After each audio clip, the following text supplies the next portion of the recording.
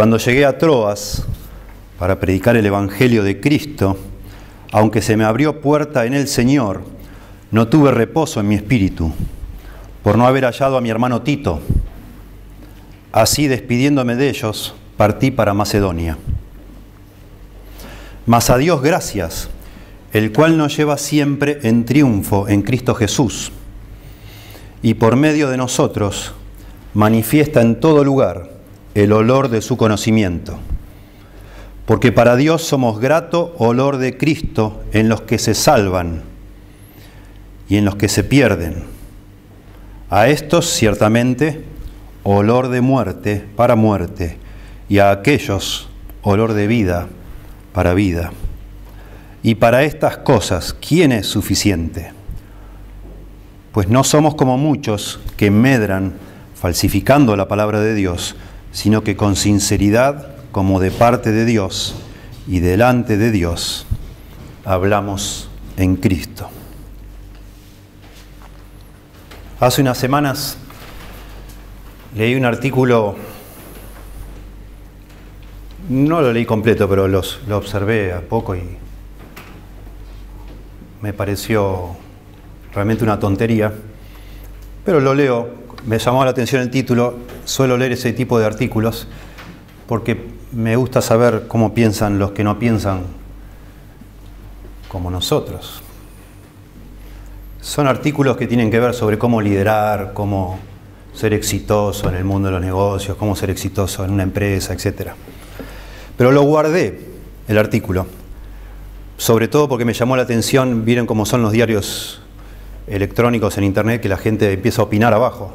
Me llamó la atención mucho la opinión de uno, que ahora se las voy a leer después del artículo. Y entonces lo guardé. Me gustó mucho la opinión. Pero el artículo, algunas partes les leo nomás para que tengan una idea. Y sobre todo sepan que la mayoría de las opiniones son positivas de ese artículo. Se llama Créete 1000. Créete 1000.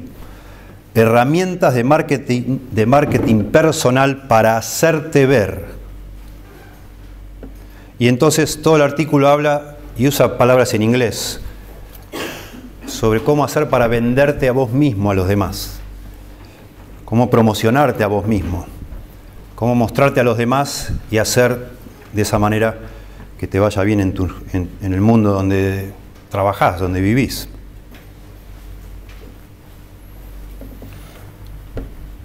Y entonces empieza el artículo diciendo que hay personas que asombrosamente tienen una capacidad innata de hablar de sí mismas, de hacerse ver y de promocionarse, y a esas personas les va siempre bien. Y otros, que son más timidones, más retraídos, no les gusta hablar de sí mismos. Y entonces nunca se fijan en ellos, nunca los ascienden, nunca logran lo que quieren. Vos sos tu propia marca, dice. Y entonces empieza a explicar cómo hacer para vos venderte a vos mismo. Y dice, mirá bien adentro tuyo, investigá lo que tenés vos, encontrá tu identidad única, irrepetible y personal. Y entonces empezá a hablar de vos más y mejor. Preguntate a vos mismo, ¿cómo estoy hoy? ¿Cómo me gustaría estar en el futuro? ¿Qué recursos tengo o necesito para llegar hasta ahí? ¿Cómo me gusta verme de acá o me gustaría verme de acá a 2, 3 o a 5 años? ¿Qué objetivos puedo fijar hoy para llegar a este estado deseado? La confianza en vos mismo o vos misma crece cuando tomás conciencia de tus fortalezas y las áreas para mejorar. Y este es el eje de cómo te verán los demás. Y bueno, y más y más y más de esta información. Imagínense ustedes. No esperes sentada tomando mate para que te asciendan, dice. Promocionate, dale, habla de vos mismo. Pero para no sonar como una egocéntrica o un egocéntrico, explica acá con datos de cómo hacer para promocionarte a vos mismo disimuladamente, contando historias donde vos sos el héroe o la heroína. Esta técnica, dice, te permite venderte y no quedar como una creída o egocéntrica. Se trata de aprender a contar, tipo cuentito, algunas de nuestras capacidades, usando anécdotas personales. De este modo es imposible quedar como un soberbio, porque es lo que te pasó, es lo que sucedió en tu vida. Entonces, bueno, y así más, mirá para adentro, aprende a contar tus capacidades, analizarlas. Una de las personas que responde ahí le pone el punto sobre las sillas. Dice, me sorprende este artículo, dice la persona. Hoy en día, la mayoría de los que reclutan cargos para liderazgo en empresas e instituciones internacionales de primera línea requieren explícitamente candidatos, y pone entre comillas, no ego. Personas que no tienen ego. Personas que no están todo el tiempo pensando en sí mismas, sino en el bien de los demás. Bueno, no necesitábamos toda esta información, solamente es para poner, es una manera, me parece a mí, útil, práctica, de poner todo lo que vamos a decir de este texto en conexión con lo que nos pasa a nosotros. Ustedes, como yo, sabrán todos la famosa regla de Pareto, creo que se llama, de que en cualquier lugar el trabajo en realidad lo hace el 20% de las personas y el otro 80% no hace nada. En todos lados que usted conozca, donde haya trabajado, en una iglesia, en un club, en una compañía, en una escuela, donde sea. Siempre hay algunos que trabajan, algunos pocos que trabajan duro y no están mucho concentrados en promocionarse, y otros que no hacen nada pero van trepando y van subiendo la escalera, digamos así, ¿no? Así lo he visto yo en mi vida, en los distintos lugares donde me tocó trabajar, y más o menos, no podría decir que es 80-20, 20-80, pero puede ser, siempre hay un mínimo de personas que hacen las cosas de verdad. Y cuando nosotros pensamos en nuestra vida y a la luz de la eternidad y en aprovechar el tiempo que se nos concede en esta tierra, y queremos realmente evaluar cómo hacer para vivir una vida que valga la pena ser vivida, cómo hacer para que las cosas que yo haga en este mundo realmente cuenten para la eternidad, y que cada uno haga lo que Dios ha dispuesto que haga, porque somos todos distintos. Cómo hacer para que cada uno de nosotros de verdad sea productivo en esta vida con las cosas que realmente cuentan. Bueno, viene, por supuesto,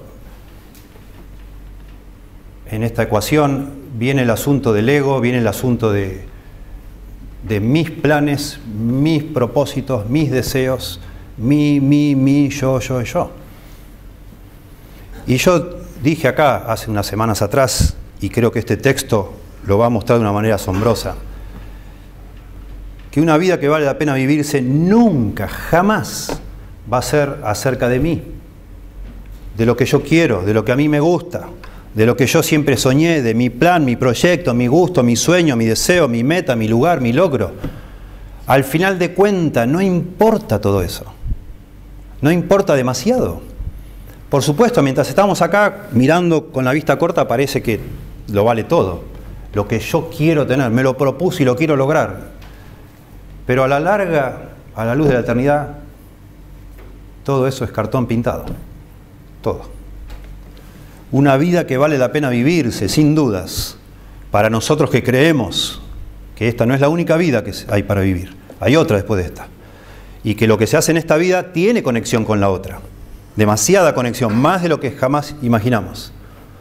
Para nosotros que pensamos así, creemos en la Biblia, creemos que esta vida es solo una. El inicio de otra mucho más significativa, más larga, interminable de hecho, y más valiosa.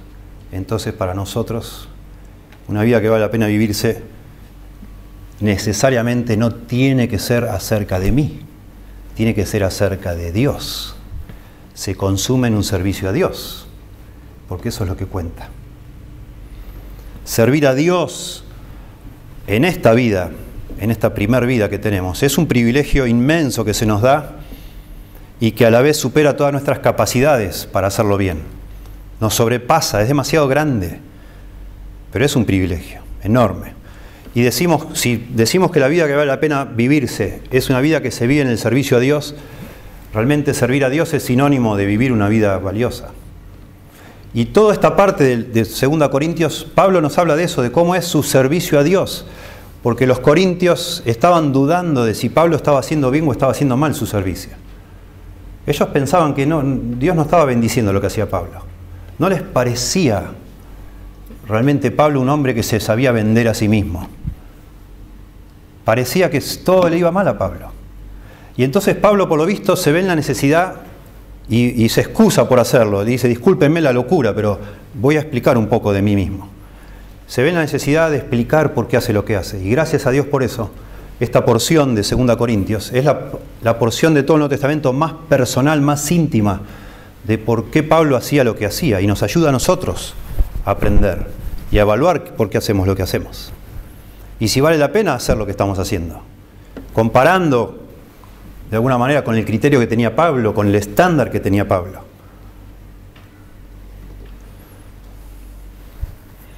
Por eso, de alguna manera, para hacerlo contemporáneo, todos estos capítulos, porque son varios capítulos, desde el 2.14 hasta el 7.4, Pablo defiende su ministerio. Hace como un gran paréntesis, enorme paréntesis. Podemos llegar a decir que todos estos capítulos de 2 Corintios nos dan una idea de cómo es la vida que vale la pena ser vivida, porque es la vida del hombre sacando al Señor Jesucristo. El mayor ejemplo de servicio que tenemos en las Escrituras es el apóstol Pablo, que no vivió para sí mismo, sino para el Señor Jesús. Dios lo usó una vida que rindió, pero no sé la cantidad de fruto que rindió. Valió muchísimo la pena la vida de Pablo. Y acá nos da la clave de por qué. Podríamos llegar a decir que en estos versículos que leímos, del verso 14 al 17, entendemos lo que es el verdadero servicio a Dios, y podemos decir que el verdadero servicio a Dios, en primer lugar, exhibe, muestra la grandeza de Dios, engrandece a Dios. No a uno mismo, no al que sirve, sino al que lo tomó como siervo, a Dios. Un verdadero servicio a Dios, en segundo lugar, manifiesta el conocimiento de Cristo. Y en tercer lugar, un verdadero, un genuino servicio a Dios, siempre hablando de servicio a Dios como una vida que vale la pena vivirse. Es sinónimo. Un verdadero servicio a Dios también es uno que expresa palabras sinceras, es transparente, no tiene nada que ocultar, no usa truquitos, no usa ningún tipo de técnica, no interesa todo eso. En otras palabras, una vida que vale la pena vivirse es una vida que engrandece a Dios, exhibe la grandeza de Dios, manifiesta el conocimiento de Cristo y se vive en completa transparencia, es genuina. Es genuina.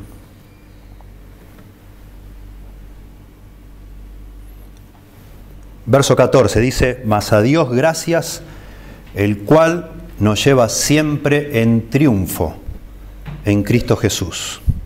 Un verdadero servicio a Dios, decimos, es un servicio que exhibe la grandeza de Dios. No hay lugar para el ego, no se trata de mí, sino de Dios, de otro. No vivo yo para mí, no vive usted para usted, sino para otro, para Dios. Y vamos a dedicar mayor tiempo del sermón acá, porque esto es clave. Es clave no solo para entender estos 4 versículos, sino los 5 capítulos que siguen. Es muy importante lo que está pasando acá. Necesitamos entender sobre todo el trasfondo. La mayoría de los libros del Nuevo Testamento son documentos de ocasión. ¿Qué significa eso? Algo sucedió, hay una ocasión detrás de esta carta que hace que Pablo la escriba. El problema es que nosotros nos quedamos con la carta, pero no sabemos exactamente todos los detalles de lo que sucedió, por lo que motivaron a esta carta. Y para poder interpretar bien estos documentos, tenemos que tratar en lo posible de reconstruir esa situación. Es casi como escuchar la mitad de una conversación telefónica. Suena el teléfono, no sé, tu mamá contesta, tu hermana, tu esposo contesta y vos no sabés quién está del otro lado, no sabés de qué está hablando, pero más o menos podés imaginar y invocarle por la forma, ¿no? ¿Qué haces? ¿Cómo te va? Bueno, no hay una mala noticia, ¿no? Y empieza, ¿cómo está fulano? Ah, ya sé con quién está hablando. Bueno, después te lo llevo. Y ya más o menos va reconstruyendo, ¿no? Con el pedacito que escuchaste. Bueno, así cuando leemos la Biblia tenemos que tratar, y acá es muy importante, porque la gran pregunta es ¿por qué Pablo de golpe corta? Porque dice el verso 12 y 13, está contando algo de un viaje que él hizo. Dice, cuando llegué a Troas para predicar el Evangelio de Cristo, verso 12, aunque se me abrió puerta en el Señor, en Troas. Troas era una ciudad donde hoy es Turquía. No tuve reposo en mi espíritu por no haber hallado a mi hermano Tito. Así, despidiéndome de ellos, partí para Macedonia. Macedonia es una zona en Grecia, en aquella época en Grecia. O sea, cruzó de Turquía a Grecia. Aunque ahí en Turquía, en Troas, se le había abierto una puerta, dice acá, para predicar el Evangelio. Pablo se pasa orando, pidiendo oraciones en el libro de Hechos, en el Nuevo Testamento, que todos los demás oren, por favor, oren para que se abra una puerta, oren para que tenga oportunidades de hablar de Cristo. Él siempre está pensando cómo abrir nuevos terrenos para la iglesia, cómo fundar nuevas iglesias, y eso es lo que él llama abrir una puerta, que se le abra una puerta. Él fue a la ciudad de Troas y se le abrió una puerta, una enorme oportunidad para predicar, para comenzar una iglesia, pero no la hizo, no lo comenzó. No hay iglesia en Troas, no por lo menos registrada en el Nuevo Testamento. ¿Por qué? Dice, porque se empezó a poner nervioso Pablo, se empezó a poner ansioso. Tenía una oportunidad enorme de predicar el Evangelio, pero no predicó, porque no venía Tito. Él quería encontrarse con Tito, y dice, ¿qué pasó con Tito? ¿Dónde está Tito? ¿Qué le habrá pasado a Tito? ¿Por qué Pablo tenía tanto interés en Tito? Ahora lo vamos a ver. Pero pasen conmigo, dejen la mano ahí por supuesto, solo para ver capítulo 7 de 2 Corintios, verso 5, 7:5. Y acá retoma lo que dejó en el 2:13, lo retoma en el 7:5. Dice, porque de cierto cuando vinimos a Macedonia, acá en el 2:13 nos dijo que en vez de quedarse en Troas, no aguantó más y se fue a Macedonia para encontrarse con Tito. Y acá dice en 7:5, porque de cierto cuando vinimos a Macedonia, ningún reposo tuvo nuestro cuerpo, sino que en todo fuimos atribulados, de fuera conflictos, de dentro temores. Pero Dios, que consuela a los humildes, nos consoló con la venida de Tito. Al fin se encontró con Tito. Y no solo con su venida, sino también con la consolación con que él había sido consolado en cuanto a vosotros. Acá está el dato. Tito tenía la respuesta. Tito había llevado la primera carta de los Corintios. En la primera carta, Pablo los reprende duramente, sobre todo en el capítulo 5. Quitad a ese perverso de entre vosotros, dice Pablo. Enojado Pablo, realmente sorprendido de que haya tanto pecado en la iglesia de Corinto, escribe la carta de 1 Corintios y la manda con Tito. Pero él sabe que está mandando una carta tremendamente dura. Y él sigue su asunto. Él estaba en Éfeso, de ahí se va a Troas, y en Troas él quiere comenzar una iglesia en Troas, pero está preocupado por los corintos. ¿Y qué habrá pasado con la carta que les mandé? ¿Les habrá ofendido tanto? Él ya sabía que en la iglesia de Corinto había mucha oposición hacia su ministerio. Ya sabía que en la iglesia de Corinto no lo tenían en gran estima. Lo ninguneaban, como decimos en Argentina. Lo veían poca cosa. Ahora vamos a ver. No estaban sorprendidos con Pablo. Decían, este hombre no habla muy bien. No tiene tanta sabiduría. Es medio básico, medio ignorante. Y ahora nos manda una carta durísima. ¿Quién se cree que es? Bueno, Pablo está, imagínense, preocupado. Y para colmo, las instrucciones que llevó Tito a Corinto fue también no solo llevar la carta, sino traer una ofrenda que iban juntando por todas las iglesias para llevar a Jerusalén. Y Pablo se le suma, estamos tratando de adivinar la otra parte de la conversación, ¿no? Pero es probable. Tito no llega. Está la preocupación por los corintos y está ahora la preocupación por Tito, porque en aquella época andar con dinero en un camino era complicado. De pronto lo asaltaron a Tito, le dieron una paliza, lo dejaron ahí tirado en una banquina y se quedaron con todo el dinero. En ese estado de cosas, Pablo nos dice sin vergüenza, completamente transparente, que él estaba lleno de ansiedad, temores por dentro, dice acá. Sufrimientos por fuera, temores por dentro. Dice, como leímos antes, 2 Corintios 2:13, no tuve reposo en mi espíritu, estaba consumido de la ansiedad, no podía dormir, dice Pablo. El apóstol Pablo. A veces, paréntesis pequeño, cuando nosotros creyentes, cristianos, luchamos con la ansiedad, nos sentimos nos sentimos muy mal. Nos parece que eso no puede ser que le pase a un creyente, ¿verdad? ¿Cómo puede ser que yo tengo fe en Dios? ¿Cómo puede ser que yo leo la Biblia? Creo que el Señor es mi Salvador, que Él murió por mí. ¿Cómo puede ser que esté tan ansioso? Está mal. No puede ser. Bueno, Pablo, transparente, acá dice, yo estaba lleno de ansiedad, al punto que no pude predicar. Se me abrió una puerta. No sé cuál habrá sido esa señal o esa sensación que tuvo Pablo, que estaba la puerta abierta, pero tenía las posibilidades de predicar, pero no predicó, no quiso. Porque estaba lleno de ansiedad, no estaba en condiciones de predicar, no, su mente estaba distraída en otra cosa, como a veces nos pasa a nosotros.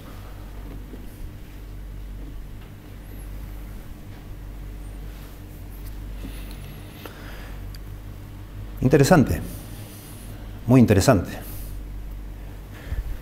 La cuestión, y a esto ahora le sumamos no solo cómo estaba Pablo, lo que estaba pasando, sino que a esto se le suman otros personajes en el cuadro. Los corintios estaban siendo visitados por personas que eran de este tipo de los que se venden a sí mismos, digamos. Unos cancheros del ministerio que se hacían los vivos, los bravucones, y les engañaban a los corintios haciéndoles creer que Pablo, por esa forma tan débil, tan susceptible, tan sufriente, siempre con un problema, tipo María Dolores, siempre le pasa algo. Y ahora también nos confiesa que el hombre tenía un plan, lo cambió. ¿No había dicho Pablo que los iba a venir a visitar? Sí, y no vieron nada. Este hombre no sabe lo que quiere hacer. Todas las semanas cambia de plan, porque Pablo había dicho que los iba a visitar. Y está explicando por qué no fue a visitarlos. Pero hay gente que está por dentro diciendo, Pablo, este hombre no es un hombre de Dios. Este hombre no está guiado por el Espíritu Santo. Este hombre ni sabe lo que quiere. Este hombre hasta está consumido por la ansiedad. Y entonces Pablo va a explicar, por eso hace paréntesis de 5 capítulos, por qué hace lo que hace. Porque él considera que es importante. Su corazón realmente se preocupa por los corintios. Mucho se preocupa. Y él se da cuenta que es necesario, no por defenderse a sí mismo, sino por la fe de los corintios, explicar lo que está pasando. Porque los corintios están siendo confundidos, mucho. Acuérdense en la 1 Corintios, ¿se acuerdan que yo soy de Pablo, yo soy de Apolo, yo soy de Pedro?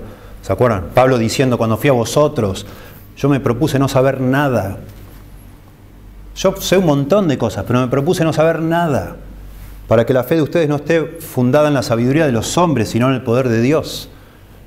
Esta gente era propensa a deslumbrarse con los charlatanes, los que hablaban muy bien. Pablo dice, yo no quise ser una de esas personas.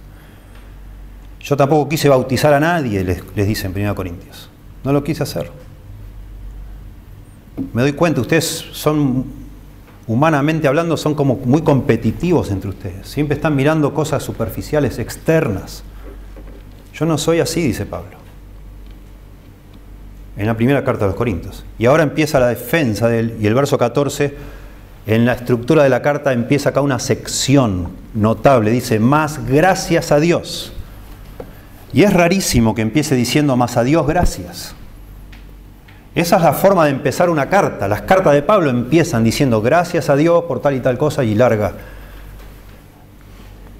Que empiece acá todo lo que va a empezar dándole gracias a Dios es una forma, Pablo, de marcar una sección completamente distinta de la anterior. Acá empieza casi como un segundo comienzo de la carta. Había empezado la carta en el verso 3, bendito sea Dios y Padre, etc. Y empieza ahí como empieza la mayoría de las cartas. Y ahora en el capítulo 2, verso 14, al decir más a Dios gracias, va a empezar el tema principal de la carta, o de esta gran sección, que al final termina siendo el tema principal de la carta.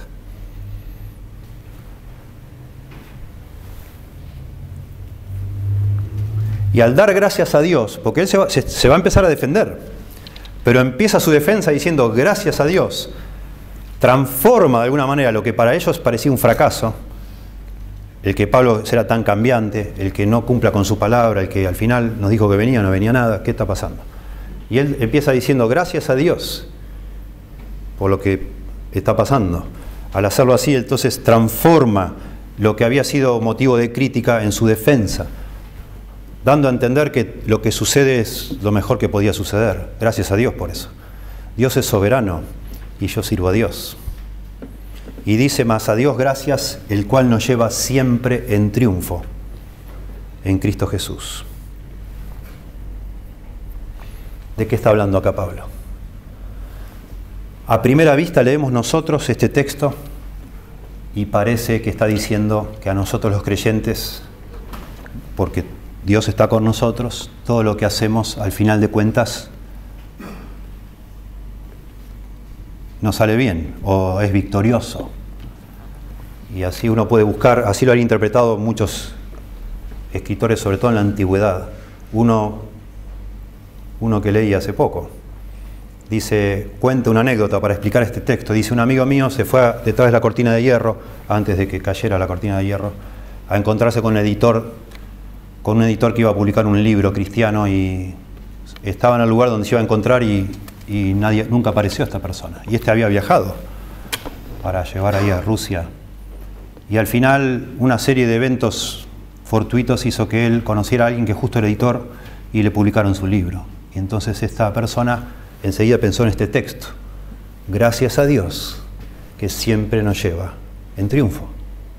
Yo tenía un plan y Dios me lo cambió y me llevó en triunfo a lo que yo tenía planeado. ¿Es esto lo que significa? Bueno, la palabra llevar en triunfo es una palabra bien rara que se usa solo 2 veces en el Nuevo Testamento, acá y en Colosenses. La idea es llevar en una procesión triunfante o en una procesión triunfal, como se hacía en la Roma antigua. No significa esta palabra que Dios hace que tengamos triunfos o que estemos siempre en victoria. Esa es otra palabra en el griego, que es de donde sacan esa famosa marca deportiva. Triunfo es, ¿sí? Nike. Esa es la palabra que se usa, pero esta es otra palabra. Esta palabra se refiere a una procesión triunfal, a ser llevado en una procesión triunfal. Esto era muy típico de la cultura romana, así lo habían hecho por tiempo. Cuando un general romano lograba conquistar una ciudad, derrotar a un enemigo, matar a cierta cantidad de personas, realmente decía una victoria contundente. Se organizaba un desfile. Se organizaba un desfile por lo general en Roma, donde los victoriosos desfilaban orgullosos, el general, por supuesto, a la cabecera. Se armaba un desfile con todas las personas a los costados, con música, con carruajes. El general llevado en andas o llevado en un carro de una manera bien visible, todo el ejército de los demás capitanes o de las demás personas en autoridad desfilando detrás, gozando la victoria. Y al final de todo, en el desfile, llevaban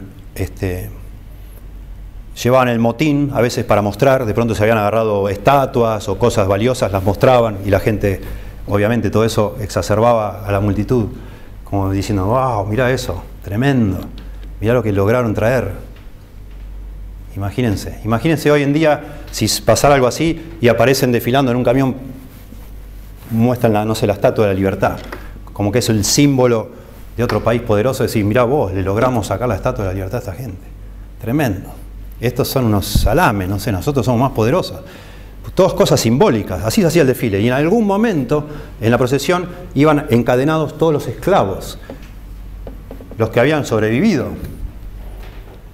Y si era posible, buscaban que sobrevivan los generales del ejército perdedor. Y a esos los ponían, para exhibirlos.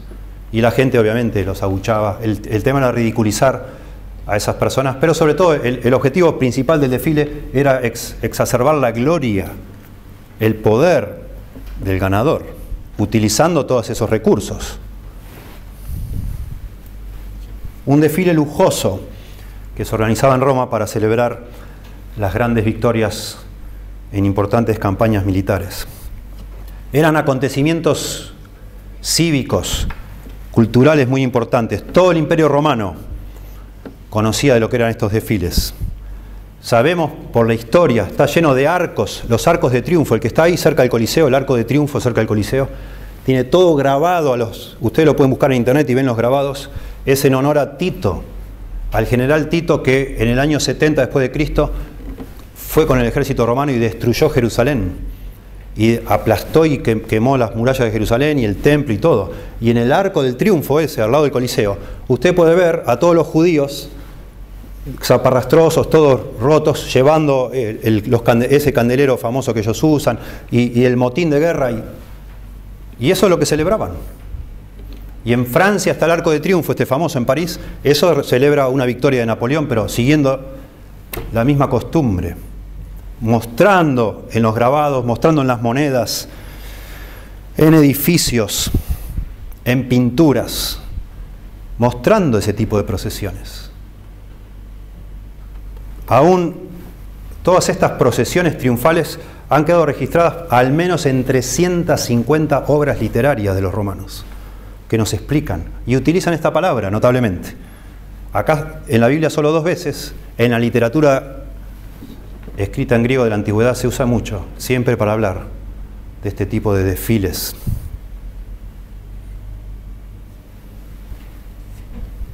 Al final del desfile, imagínense ustedes lo que sucedía. A esos esclavos, no a todos, a esas personas que habían desfilado, muchos de ellos los sacrificaban para adorar a su Dios, porque atribuían a su Dios esa victoria.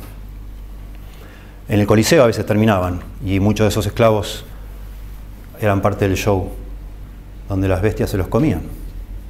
Y algunos directamente, porque si eran mucho, el motín era demasiado numeroso, a los que quedaban vivos los vendían como esclavos, para que las personas los aprovechen. ¿Qué está tratando de decir acá Pablo? Y acá de nuevo, la erudición del Nuevo Testamento en los últimos años ha cambiado precisamente por empezar a comparar toda la literatura escrita de la antigüedad fuera de la Biblia. Antiguamente se creía que lo que dice Pablo acá es lo que está traducido en nuestra Biblia, que el Señor Jesús es el general triunfante en esa procesión y todos nosotros los creyentes somos el ejército de los ganadores. No es esa la palabra. Lo que está diciendo Pablo es que él es uno de los esclavos que está caminando en esa procesión. Y esto es lo asombroso. Es muy asombroso. Sobre todo sabiendo que Pablo se está defendiendo ante los corintios. Mas a Dios gracias, empieza diciendo Pablo, el cual nos lleva siempre en triunfo en Cristo Jesús. Y habla de él y de otros, los creyentes. Pablo se está poniendo a sí mismo en el lugar de un esclavo que está siendo llevado en una procesión triunfante como el motín de guerra. Él es el derrotado por el que ganó, que es Jesucristo. Eso es lo que está diciendo acá. Él está siendo llevado como prisionero. Él se ve a sí mismo como un prisionero de Cristo, como un esclavo de Cristo.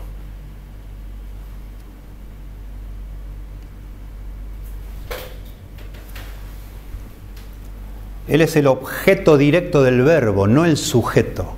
Él está siendo llevado por otro.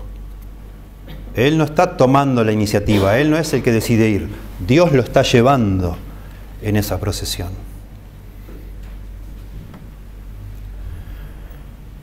Bueno, esto es tremendo de pensar. Esto de alguna manera cambia nuestro enfoque. Acá no está diciendo que nosotros los creyentes se nos asegura que en todas las cosas nos salgan bien. No, eso es lo que está diciendo. A la larga, porque esta no es la única vida que tenemos, hay otra, a la larga, en todos somos más que vencedores, dice la Biblia, por medio de aquel que nos amó, porque esta no es la única vida que vivimos, claramente. Pero Pablo acá está hablando otra vez a personas que creen que él es un fracaso. Por la forma en que se conduce, ellos no entienden por qué Pablo hace lo que hace, por qué cambió de planes. Si tenía una puerta abierta para predicar el Evangelio, ¿por qué no predicó? ¿Por qué se fue a otro lado? Si dijo que iba a venir para acá, ¿por qué no vino para acá? ¿Por qué cambia tantas cosas? ¿Por qué siempre está sufriendo? Este hombre siempre con algún problema. ¿Por qué?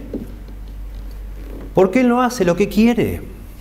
¿Por qué él no vive para sí mismo? Porque él ha sido tomado por esclavo por otro y su voluntad está puesta al servicio de otro. Eso es lo que está contestando acá Pablo. Y no solo él, sino cualquier cristiano, por ser cristiano, ha venido a ser esclavo de Cristo. Y lo que hace, y tenemos que tener cuidado acá con llevar esta analogía del desfile demasiado lejos, pero lo que hace, digamos así, el ridículo ante muchos espectadores que hace el esclavo, en definitiva sirve no tanto como un fin en sí mismo para ridiculizar al esclavo, sino que ese esclavo está desfilando ahí solo para engrandecer al general que vaya adelante. Esa es la razón por la que vale ese desfile de esclavos. Y se llevan todo el motín y todo lo que robaron. Para que el general que consiguió la victoria, la gente diga: ¡qué maestro! Por fin los aplastamos, somos más grandes que ellos. Pero la gloria se la lleva el general. Y eso es lo que está diciendo Pablo. Él vive para otro que lo tomó como esclavo. Interesante. El objetivo de la vida de Pablo era revelar o mostrar la gloria de su Salvador, de Dios. Noten el otro lugar donde se usa este verbo en la Biblia, Colosenses 2:15. Dice: y despojando a los principados y a las potestades, está hablando de los demonios, despojando a los principados y las potestades, los exhibió públicamente, triunfando sobre ellos en la cruz. Ahí está de nuevo la misma palabra. Hermoso. Pablo de nuevo pensando en estos desfiles, imaginándose todos los demonios, Satanás a la cabeza, como el general derrotado por Cristo en la cruz, y exhibidos públicamente como derrotados. De nuevo, en esa procesión. En ambos casos, y lo mismo en todo el resto de la literatura, cada vez que se usa esta palabra no tiene connotaciones positivas, sino negativas. El que es llevado en triunfo es el derrotado, el prisionero, el esclavo.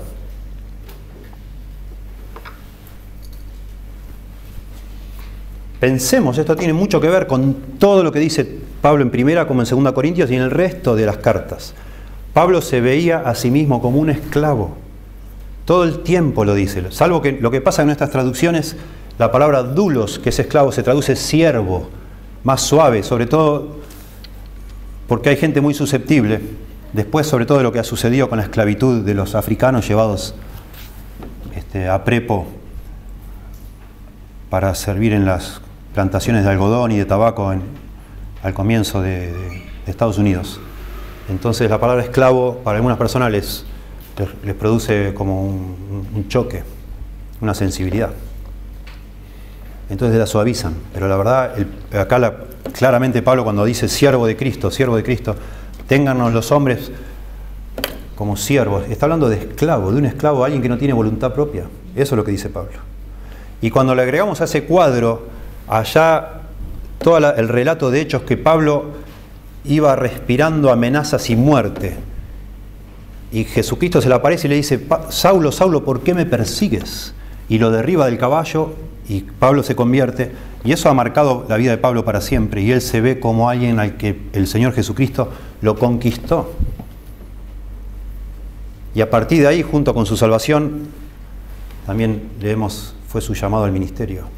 Y él el resto de su vida la dedicó, por supuesto, a servir a aquel que lo había conquistado, a su Señor. Pero eso es cierto de cualquiera de nosotros, de todos nosotros, es cierto.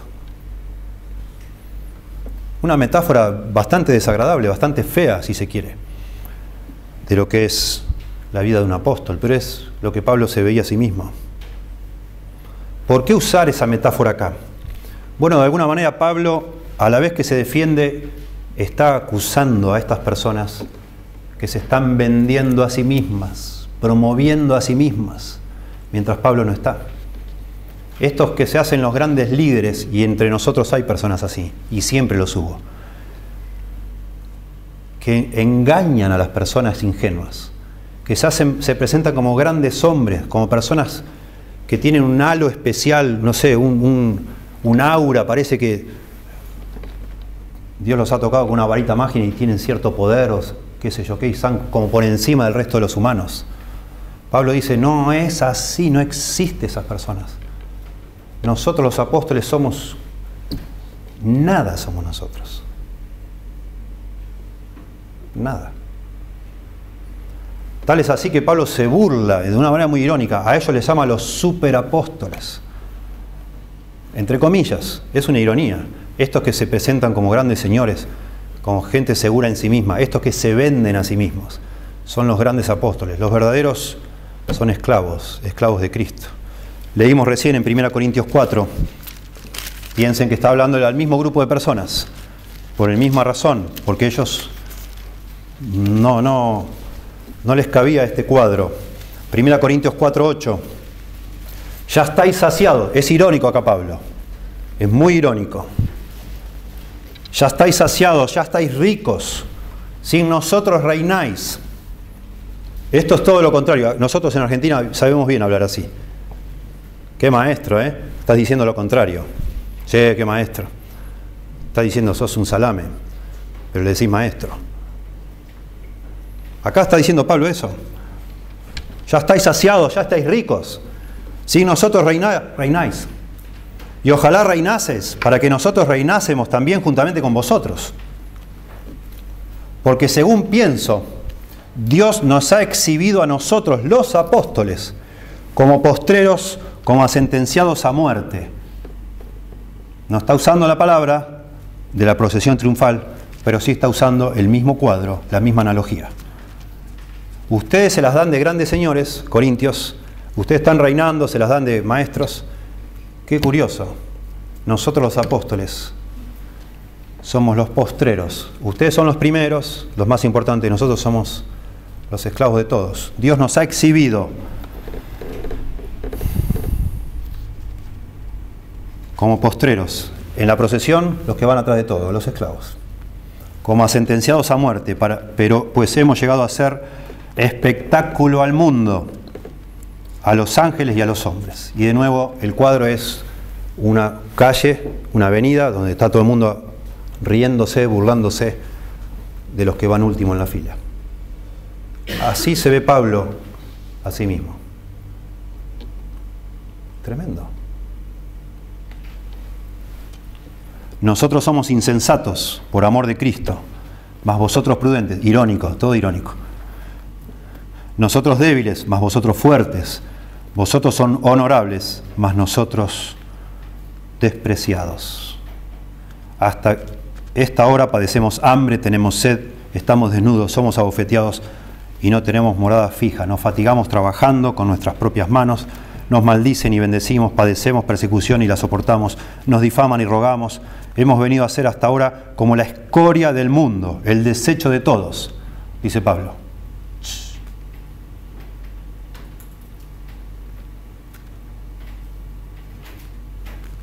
No escribo esto para avergonzaros, sino para amonestaros como a hijos míos amados. Miren, la iglesia cristiana actual sufre y mucho de esta misma enfermedad que es el deseo de ser importantes en este mundo, de que la gente se fije en nosotros. Y hoy más que nunca, con todas estas formas, cualquiera de nosotros puede subir videos, cualquiera de nosotros puede poner cosas en internet, discutir con quien sea y hacerte que como que la tenés reclara y que sos un fenómeno, que estás reinando y que lo que sea. Y Pablo acá dice, servir a Dios es otra cosa. No es promovernos a nosotros mismos. No es andar hablando y edificando nuestro propio ministerio, nuestra vida, no sé, nuestro reino, sino es hacer lo que el Señor que nos tomó por esclavos quiere que hagamos. Y si Él decide cambiar de planes, Él los cambia. Si Él, no sé, de golpe algo que parecía que una gran oportunidad se cierra y bueno, está bien, Dios sabrá. ¿Qué va a hacer? ¿Qué va a hacer? Él es soberano, Él hace lo que quiere. Bueno, al principio, después vean en casa, 2 Corintios capítulo 1, lo mismo cuenta, cuando explica por qué Él no pudo ir hasta ellos.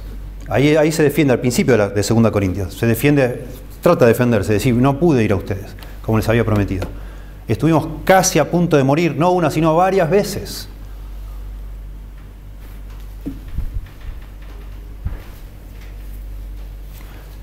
Verso 8, 2 Corintios 1:8. Porque hermanos, no queremos que ignoréis acerca de nuestra tribulación que nos sobrevino en Asia. A eso sería en Troas, en Éfeso y en Troas. Pues fuimos abrumados sobremanera, más allá de nuestras fuerzas, de tal modo que aún perdimos la esperanza de conservar la vida. Pero tuvimos en nosotros mismos sentencia de muerte para que no confiásemos en nosotros mismos, sino en Dios que resucita a los muertos, el cual nos libró y nos libra, y en quien esperamos que aún nos librará de tan gran muerte.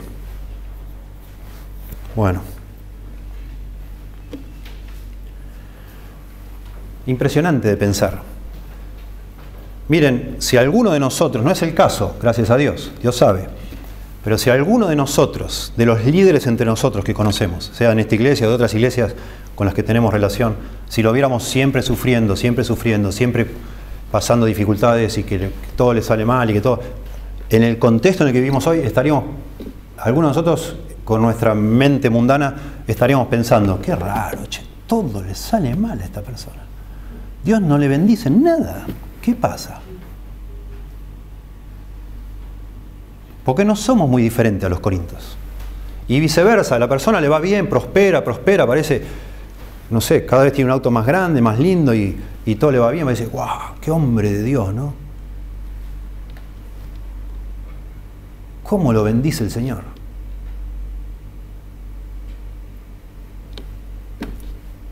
No, nada que ver, no necesariamente. ¿Qué tiene que ver eso con...? ¿No es eso una muestra de que alguien sirve o no sirve a Dios, lealmente o fielmente? Pablo utiliza lenguaje muy fuerte acá. Suele usar Pablo. Son recursos literarios que uno usa para llamar la atención y para comunicarse de una manera más eficiente, más efectiva. Él usa mucho un recurso que se llama metonimia. Se usa todo el tiempo. Es usar una palabra para referirse a otra cosa porque están asociadas. Él usa la palabra muerte todo el tiempo para hablar de sufrimiento. Como el sufrimiento, digamos, extremo, al final conduce a la muerte. Entonces él, en vez de decir un tremendo sufrimiento, un sufrimiento insoportable, a veces usa la palabra muerte para hablar de sufrimiento. Y entonces lo vemos mucho cuando hace estas explicaciones y está hablando que el Señor nos lleva en muerte, siempre estamos muriendo y muriendo. Y está hablando en realidad que está sufriendo y mucho, obviamente con vistas a que pronto irá a morir. Y eso lo hace acá. Volvemos a 2 Corintios 2:14, dice, mas a Dios gracias, el cual nos lleva siempre en triunfo en Cristo Jesús. Eso ya vimos, dijimos que el verdadero servicio a Dios, siempre exalta o expone la grandeza de Dios. Eso es lo que es ser llevado en triunfo. En Cristo Jesús. Noten, Dios lo lleva a Él siempre en triunfo en esa procesión en Cristo Jesús. Cristo es de alguna manera el motivo por el cual Él está en esa procesión. Y ahora va el apóstol Pablo a profundizar el asunto hablando de un olor, usando por supuesto una figura de que su vida desprende un olor, que en algunos casos es olor de muerte y en algunos casos es olor de vida. Dice 2:14, y por medio de nosotros manifiesta en todo lugar el olor de su conocimiento. Por eso yo digo que el servicio verdadero a Dios también no solo exalta a Dios, sino que manifiesta el conocimiento de Dios, lo que dice acá. El segundo verbo que usa Pablo, el primero, nos lleva en triunfo, en una procesión triunfal para exaltar al capitán, al general, Cristo.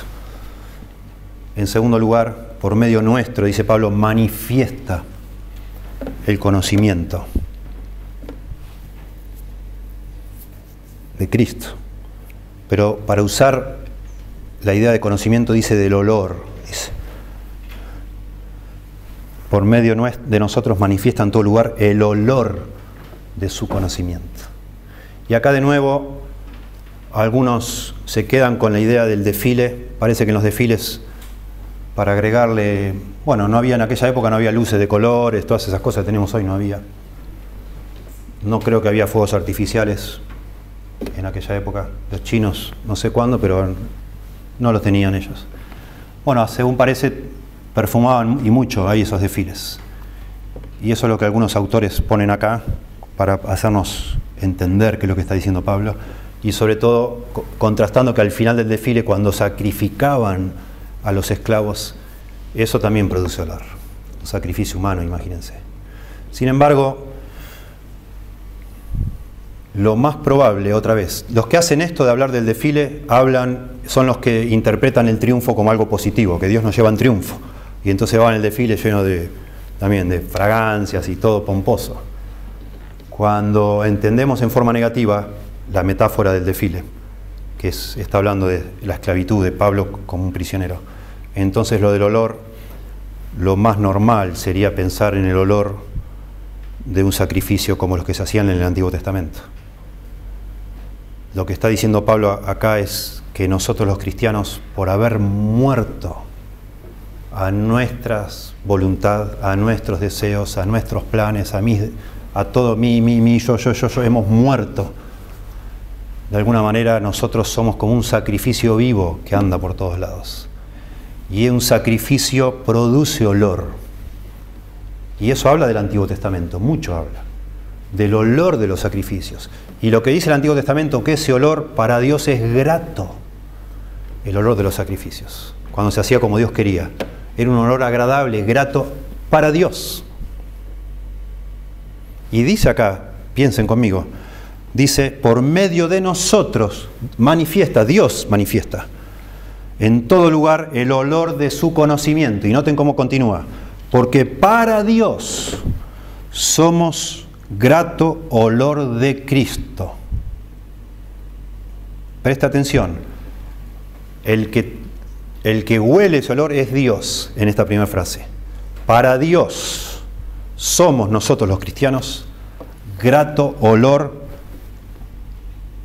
de Cristo. El olor no es nuestro, es de Cristo. Es una figura, tenemos que tratar de entenderla otra vez. Y de nuevo, lo que yo mencionaba cuando me expliqué lo que era la metonimia. Está hablando acá de olor de muerte, pero no estamos muertos. Pablo está explicándole a los corintios por qué él sufre tanto. Porque eso no lo podían entender ellos. ¿Cómo puede ser, si este es un hombre de Dios, que sufra tanto? Y él está diciendo por qué sufre tanto. Porque así Dios lo ha querido, y él piensa que a través del sufrimiento, él de alguna manera está engrandeciendo a Dios, y él de alguna manera está siendo usado por Dios para llevar el conocimiento de Dios. Su sufrimiento de alguna manera llama la atención a los demás. Y nuestro sufrimiento, si es por la causa de Cristo, es un testimonio a los demás. ¿De qué? De lo que es la vida cristiana y en definitiva de lo que es nuestro Salvador, que murió por nosotros. Por eso habla del olor de Cristo. Si yo sufro por Cristo, mi vida es un testimonio de lo que Cristo hizo por mí. ¿Por qué este hombre está dispuesto a sufrir por Cristo? ¿Está loco? ¿Qué le pasa? Y no porque él dice que Cristo sufrió por él. Y entonces mi sufrimiento termina siendo un testimonio de Cristo. Porque para Dios somos grato olor de Cristo en los que se salvan. Acá está usando verbos en el griego que sería mejor traducir en los que se están salvando y en los que se están perdiendo, ambos. Noten, nuestra vida, la tuya y la mía, cristianos, es un olor grato para Dios. Si sos un cristiano, tu vida desprende olor grato para Dios. El olor de Cristo desprende. Y eso lo perciben también los que se salvan, los que se están salvando y los que se están perdiendo. Pero produce un efecto distinto. Los que se están salvando ven tu vida, ven mi vida, si sos un cristiano fiel, y les bendice. Dicen, qué bendición, qué lindo era este hombre. Mirá cómo rechazó ese trabajo porque no era de Dios. Porque le decían que mienta. Y este ahora está pasando necesidad económica porque no quiso mentir. Amén. Dice un creyente. Cuando ve ese olor, digamos, ese sacrificio, entre comillas. Cuando lo ve el familiar inconverso dice, es un tarado. Mirá cómo le lavaron la cabeza. ¿Vos podés creer? No lo puedo creer. Y se enfadan, pero se ponen, y a veces nos dicen, ¿vos sos loco o qué te pasa? ¿Cómo vas a rechazar ese trabajo? Y lo que para un creyente es una bendición. Hermano, ¡qué bendición! Cuando supe lo que usted hizo, me tocó el corazón y me exhortó y me animó enormemente. Y por otro lado, el que se está perdiendo, exactamente lo contrario, lo mismo ve y lo interpreta exactamente opuesto. ¿Cómo te lavaron la cabeza? ¿Cómo podés haber hecho eso? Estás loco vos. ¿Cómo podés todavía con la edad que tenés seguir soltera o soltero? Casate, juntate, andá, divertite. Y nosotros los creyentes decimos, hermano, qué bendición verte fiel, soportando, agradando a Dios. Amén por eso. ¿Verdad? Bueno, Pablo es consciente que todas las cosas, le pasaron cosas y después las va a enumerar más adelante. Le pasaron las 1001 cosas a Pablo.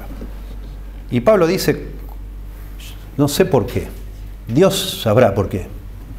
Yo sirvo a Dios. Yo estoy como un esclavo sirviendo a Dios y yo soy consciente que Dios a través de mi vida está haciendo primero algo agradable a sus ojos. Todos mis actos que están hechos así, sujetos a la voluntad de Dios, desprenden un aroma agradable a Dios, que es el aroma de Cristo. Y cuando me miran los creyentes, los verdaderos creyentes, los que están siendo salvados, y esto lo hace a propósito de esa forma de verbo, los que están siendo salvados toman ánimo y son bendecidos y les resulta agradable lo que ven y lo que huelen. Y los que están siendo, los que se están perdiendo, se molestan.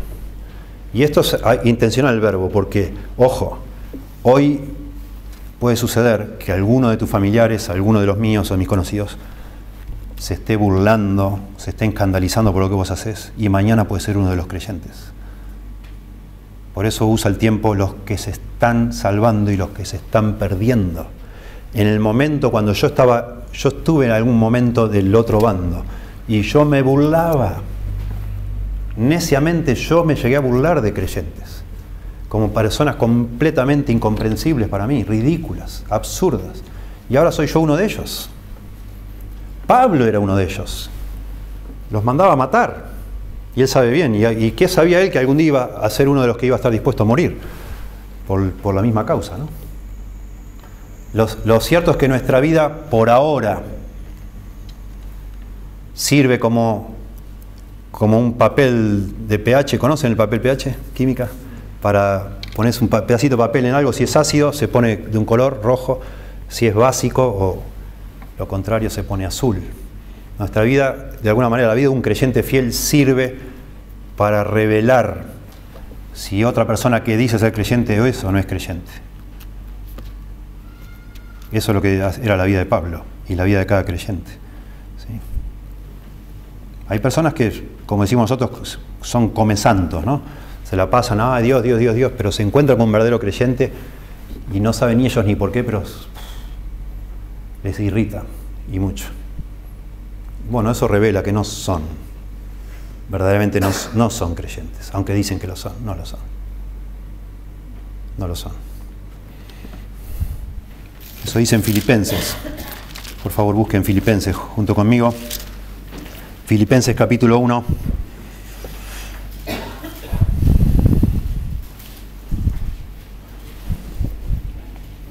Verso 28. Filipenses 1, 28.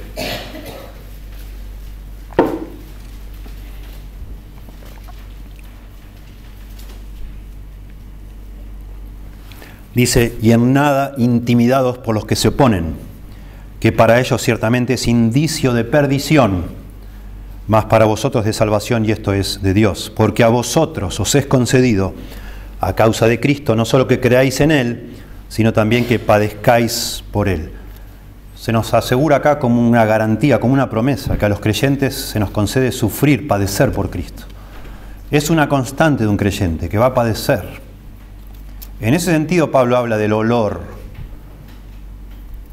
porque él está hablando del sufrimiento y del sacrificio vivo, como dice Romanos 12:1. Os ruego por las misericordias de Dios, dice Pablo a los romanos, que os presentéis vuestros cuerpos en sacrificio vivo, santo, agradable a Dios, que es vuestro culto racional. Y eso de nuevo tiene que ver con negarnos a nosotros mismos, con matar nuestro ego, con no vivir para nosotros, sino vivir para Dios. Y eso va a producir en la gente que nos rodea cierta clase de persecución. Y dice, no se intimiden, dice Pablo a los filipenses, porque los que los persiguen, para ellos es indicio de perdición. Otra vez, como un papel pH. Que vos vivas una vida para Dios, que no estés haciendo nada intencionalmente, pecando contra nadie, pero esa persona se irrita porque vos amás a Dios, eso es indicio de perdición. Pero para vos es indicio de salvación. Es lo que dice acá. Y eso es lo que está acá diciendo Pablo, usando la metáfora esta, la analogía del olor, ¿sí? De la fragancia. Dice Pablo a los colosenses, ahora me gozo en lo que padezco por vosotros, sufrimiento otra vez, y cumplo en mi carne lo que falta de las aflicciones de Cristo por su cuerpo, que es la iglesia. Pablo era consciente que su sufrimiento por la causa de Cristo de alguna manera reflejaba los sufrimientos de Cristo por él. Y eso es lo que está diciendo acá con el tema del olor. Y finalmente, volviendo a 2 Corintios 2, dijimos que un verdadero servicio a Dios exalta a Dios, expone la grandeza de Dios. Eso es el desfile triunfante. Un verdadero servicio a Dios, mencionamos también, manifiesta el conocimiento de Cristo en forma de un olor. En definitiva, el Evangelio es eso. Venir a Cristo para que Él nos salve es negarnos a nosotros mismos, es morir a nosotros mismos, es arrepentirnos de lo que somos nosotros, reconociendo que no somos nada y que necesitamos todo de Dios. Y eso implica una humillación. Y la vida de un cristiano es una vida de humillación constante. Gozosa, lo hacemos con mucho gozo, pero es un negarnos a nosotros mismos cada día, dice el Señor Jesús, tomando cada día nuestra cruz y negándonos a nosotros mismos. Así es la salvación y nuestra vida da testimonio de eso, en nuestro sufrimiento. Y en tercer lugar, un verdadero servicio a Dios es completamente transparente, se expresa con sinceridad, porque Pablo dice, y para estas cosas, fin del verso 16, ¿quién es suficiente? Pablo está pensando, acaba de decir algo realmente que es demasiado grande. Pensá lo que estamos diciendo, que tu vida, mi vida, es permanentemente, va desprendiendo un olor de muerte para los que se están perdiendo, o de vida agradable para los que se salvan. ¿Cuándo hago yo eso? Yo no hago nada. Yo no siento eso. Imagino que la mayoría que estamos acá, a lo mejor algunos más, otros menos, pero para nosotros nuestra vida es ordinaria, es común y corriente. ¿Cómo es eso? Y Pablo reflexiona y dice, ¿quién es suficiente para estas cosas? ¿Quién puede conscientemente tratar de producir ese olor o que alguien se dé cuenta? ¿Quién soy yo para imitar a Cristo, para mostrar los sufrimientos de Cristo? Yo ni tengo idea de eso. ¿Quién es suficiente para estas cosas? La respuesta es nadie. Y después más adelante Pablo nos va a decir, lo va a contestar más explícitamente, en 2 Corintios 3, 5 y 6 dice, no que seamos suficientes por nosotros mismos, sino que nuestra suficiencia, dice, proviene de Dios. Dios es el que lo hace. Dios es el que manifiesta el olor. Dios es el que nos lleva en triunfo. Dios está usándonos a nosotros. No que nosotros nos proponemos conscientemente hacerlo. Pero entonces engancha Pablo, siendo que la vida es así, la verdadera vida genuina, que vale la pena ser vivida, es algo que Dios hace a través nuestro. Entonces no tenemos razón o motivo para andar con astucias, haciendo nuestros trucos tontos, engañando, impresionando, tomando esos consejos, como leí al principio, de cómo hacer para que los demás se fijen en mí, me promocionen y me quieran o me acepten o me aplaudan. ¡Qué tontera tremenda! Por eso Pablo dice, verso 17, pues no somos como muchos que medran falsificando la palabra de Dios, sino que con sinceridad, como de parte de Dios y delante de Dios, hablamos en Cristo. Y acá Pablo está tirando un palito para estos que lo acusan a él, estos que van promocionándose a sí mismos. No somos como esos, y esos son muchos, que medran. La palabra medrar ahí tiene que ver con comerciar, para ganar más dinero. Es la idea de un minorista, alguien que compra por mayor y después fracciona lo que compró para venderlo por menor y ganar una diferencia, pero por lo general la connotación es negativa, le agregan dilution, y se refiere sobre todo a vendedores de vino. Le agregan agua para sacar más ventaja. Lo adulteran. Por eso Pablo dice, no somos como muchos que medran falsificando la palabra de Dios. Lo van acomodando para tener mayor audiencia, para tener más respeto, para tener más popularidad. Agarran lo que dice la Biblia y dicen, bueno, esto no lo voy a decir, esto no va a caer bien, esto voy a enfatizar.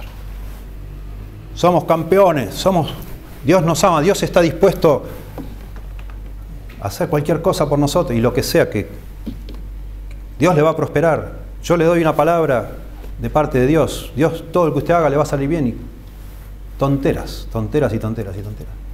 Falsedades, completas falsedades, solo por gente que tiene intenciones ocultas, que no son transparentes, no son sinceros, porque no sirven a Dios.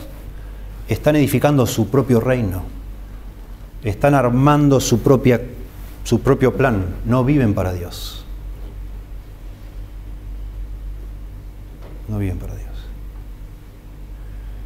Hay una conexión muy estrecha. Cuando nosotros dejamos de vivir para nosotros mismos, para mis planes, para mis proyectos, mis sueños, mis deseos, todo, no hay necesidad de ocultar nada. Si sale, sale, y si no sale, no sale. Es igual, no es mi plan. Es el reino de Dios. Si Él me quiere usar, me usará. Y si no me quiere usar, y bueno, que no me use. ¿Qué va a hacer? Está bien. Yo quiero agradarle a Él. No, porque yo tengo este plan, tengo este otro, y para el año que viene tenemos que ser tanta cantidad de personas. ¿Y por qué? ¿Para qué? Bueno, si Dios quiere, a lo mejor seremos, no sé. No es un punto importante ese asunto. ¿Qué interesa cuántas personas somos? Cuando ya empezamos a tener planes personales propios, que los abrazamos, los queremos, ahí empezamos a tener la tentación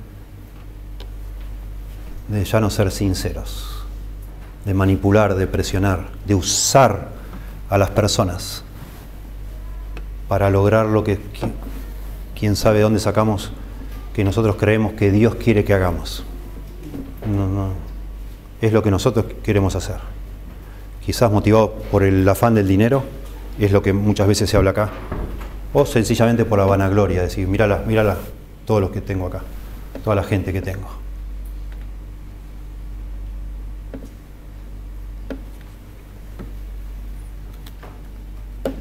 Sino que con sinceridad, como de parte de Dios y delante de Dios, hablamos en Cristo. Hermoso. Una vida que vale la pena ser vivida se vive delante de Dios, se vive de parte de Dios. Yo quiero saber lo que Dios quiere hacer con mi vida, no lo que a mí se me antoja. Yo no le pido a Dios, Señor, por favor, bendecí lo que a mí me gustaría hacer. A lo mejor lo que yo quiero hacer no tiene nada de importancia. Mi oración es, Señor, quisiera saber en qué me puedes usar, para qué me creaste, cuáles son esas obras que preparaste de antemano para que yo anduviese en ellas. Eso, ahí quiero andar. Quiero hacer algo que valga la pena, Señor. Usame como vos quieras. Y yo no tengo ningún plan. ¿Quién me garantiza que mi plan tenga algo de valor? De pronto nada. Por eso no necesito manipular a nada ni a nadie. No tiene sentido. ¿Sí? Bueno. Hice una listita acá muy cortita de algunas implicaciones de este pasaje. En primer lugar, pensemos otra vez con todo este contexto, el sufrimiento. Pensemos en este cuadro que estamos diciendo de mis planes, mis sueños, mis deseos. ¿Quién tiene en esa lista, me gustaría sufrir? Nadie tiene eso.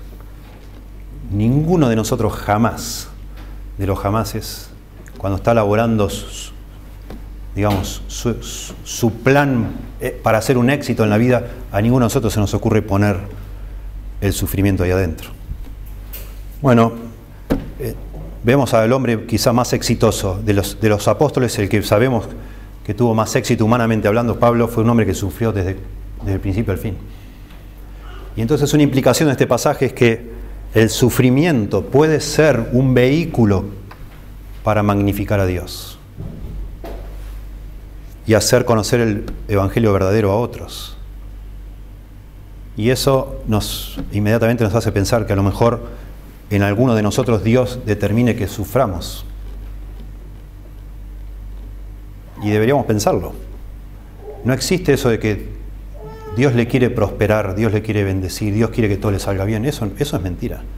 No está en la Biblia eso. Alguno de nosotros que hemos decidido seguir a Dios sin condiciones, nos está esperando el sufrimiento. Así lo ha decidido Dios. Y Dios lo quiere usar eso para manifestar su grandeza, su poder, ¿sí? Su conocimiento.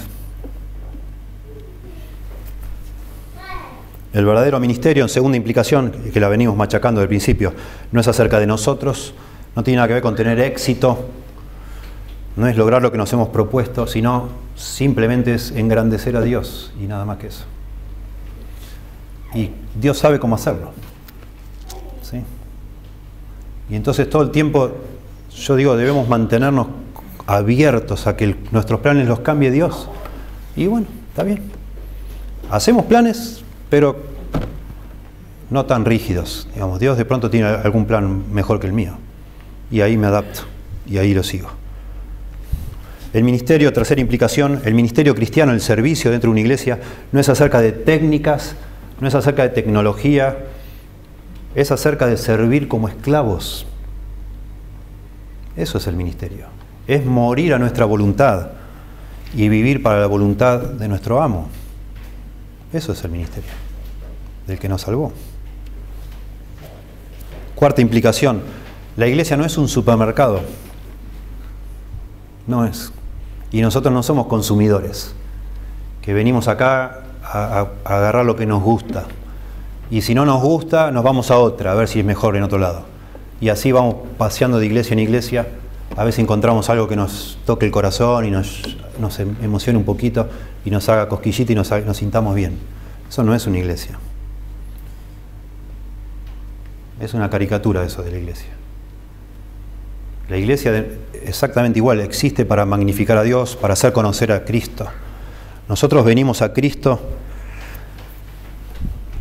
cuando venimos como Él nos llama para venir. Por supuesto, venimos desesperados, buscando perdón, pero de la mano de ese buscar el perdón está implícito que nosotros morimos a nosotros mismos, para ya sea Él que viva a través nuestro. Y eso es la decisión más sabia que una persona puede hacer. Y Jesús lo dice usando una analogía hermosa, que el grano de trigo no puede vivir si no muere primero. La única manera de tener una planta de trigo es enterrar el grano y que muera ese grano, como grano, y nazca como una planta. La única manera que nuestra vida tenga sentido, que cobre un sentido, pero una dimensión eterna, maravillosa, asombrosa, es morir a nosotros mismos para vivir en Cristo. Es venir a Cristo diciéndole: Señor Jesús, perdóname, Señor, soy un pecador, soy una pecadora, vivo en pecado desde que nací, ajena a tu vida, ajena a tus cosas, ajeno a las cosas tuyas. Te ruego por favor que seas mi Salvador, que me perdones. Creo que moriste por mí en la cruz para salvarme. E implícito en esa decisión de pedirle a Cristo que sea tu Salvador está que Él va a ser tu Señor y Él va a conducir tu vida y te va a enseñar, por supuesto, paso a paso, poco a poco. Pero la intención es que cuando el Espíritu Santo está obrando en tu corazón te das cuenta que no hay nada más valioso que dar tu vida para que la conduzca Él. Había escrito uno de los misioneros que murió en Ecuador en las manos de los indios Aucas. En la década del 60 murieron 6 misioneros, o 5, no recuerdo. Nunca llegaron a predicar nada. Se prepararon, y el día que bajaron para empezar a evangelizar, ese día los mataron. Y uno de ellos escribió una frase que es muy linda, si mal no la recuerdo, dijo: no es tonto el que da algo que no puede guardar para conseguir algo que no puede perder. Y se refería a su propia vida. Notablemente el que escribió eso murió sin haber hablado a nadie el Evangelio de Cristo. Y Dios lo usó como un olor más que fragante. Miles de misioneros o de jóvenes cristianos salieron como misioneros por todo el mundo después de saber de la muerte de esos 6 muchachos. El que da lo que no puede guardar tu vida para conseguir algo que no puede perder, la vida eterna, que comienza aquí y ahora, una vez que el Señor nos salva, viviendo en esta vida, pero teniendo un propósito eterno. Y eso solo lo da Dios, ese propósito eterno. Y finalmente, una última implicación. Un verdadero pastor del Señor Jesucristo, un verdadero pastor de almas, como era Pablo, vivirá casi toda su vida con el corazón quebrantado. Eso es lo que dice Pablo acá, y eso es lo que los corintios no entendían, y por eso lo ninguneaban. Pobre hombre, siempre mal, siempre mal. Y Pablo explica: hermanos, estoy mal porque yo no vivo para mí, vivo para ustedes, y ustedes me rompen el corazón. Cuando yo me entero de lo que hacen ustedes, a mí me duele, me perturba, al punto que no puedo estar tranquilo en Troas fundando otra nueva iglesia porque estoy pensando en ustedes. Porque yo ya no vivo para mí. Tremendo de pensar, tremendo, hermoso. A mí me conmueve y me exhorta, por supuesto, porque yo le evito a los problemas como cualquiera de nosotros. Trato de no tenerlo, no quiero. Yo no me quiero hacer mala sangre, ni por ustedes, ni por nada, ni por nadie. Yo no quiero. No me gusta. Pero si yo y usted queremos servir a Dios, inevitablemente, aunque no lo querramos, vamos a tener que preocuparnos por las demás personas que Dios ama, obviamente.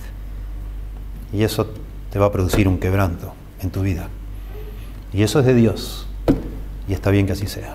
¿Sí? Señor, damos gracias por tu palabra. Úsala, por favor, en nuestras vidas para entender mejor, ahora, aquí, ahora, Señor, en este tiempo, cómo vivir una vida que valga la pena ser vivida, volcada en tu servicio, Señor. Que tú nos ayudes, volviendo a casa, a meditar, releer estos textos y pensar en las implicaciones de vernos como esclavos en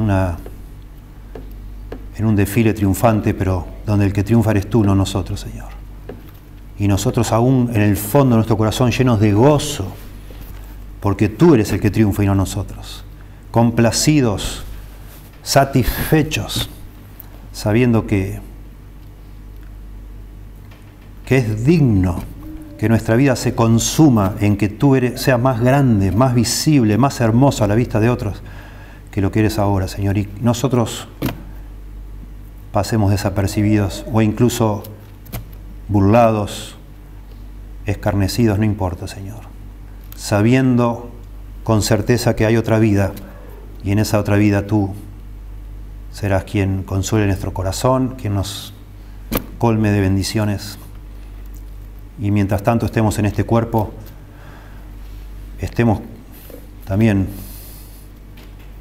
nutridos de tu palabra, instruidos por tu verdad, estemos con la certeza de que vale la pena levantarse cada día, vale la pena esforzarnos, que cada cosa que hacemos tiene una dimensión eterna, que no lo tiene nada en este mundo, ni los deportes, ni la gloria humana, los títulos, el dinero, el éxito. En ningún aspecto que se lo pueda analizar es éxito comparado con vivir una vida que tenga trascendencia eterna en la otra vida que nos espera, Señor. Por favor, toca nuestro corazón para abrazar estos valores, estos principios, y también si alguno de los que está aquí no te conoce, no está seguro de morir hoy e ir al cielo inmediatamente porque tú le has salvado, que tú lo traigas a ti, Señor. Que tú lo doblegues, porque tú dices también que el que a mí viene yo no lo echo afuera, Señor. Que tú lo recibas con brazos abiertos, con tu misericordia, tu gracia, para perdonarle y darle una vida eterna, con valores eternos, con recompensas eternas, con una trascendencia eterna, Señor. Lo rogamos en el nombre de Jesús. Amén.